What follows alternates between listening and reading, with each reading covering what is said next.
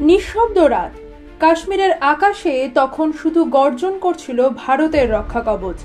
পেহেলগাম হত্যাকাণ্ডের পর ভারত দেখেছিল অপারেশন সিঁদুর, যেখানে নিশানা করা হয়েছিল পাক অধিকৃত কাশ্মীরের একের পর এক জঙ্গি ঘাঁটি। ভোরের আলো ফোটার আগেই ৯টি ঘাঁটি মাটিতে মিশিয়ে দিয়েছিল ভারতীয় সেনা, কিন্তু তাতেই থেমে যায়নি অভিযান। এরপর আসে অপারেশন মহাদেব, যেখানে পেহেলগাম মূল জঙ্গি চক্রকে নিঃশেষ করে দেয় ভারতীয় বাহিনী। কোনো প্রমাণ রেখে যায়নি, কোনো দয়া দেখায়নি, যা ছিল তা শুধু নির্ভুল অভিযান এবং ভারতের প্রতিশোধ। এবার শুরু হয়েছে আরও এক ভয়ঙ্কর অভিযান, অপারেশন অখুল। জম্মু ও কাশ্মীরে চলেছে টার্গেটেড জঙ্গি নিকেশ অভিযান।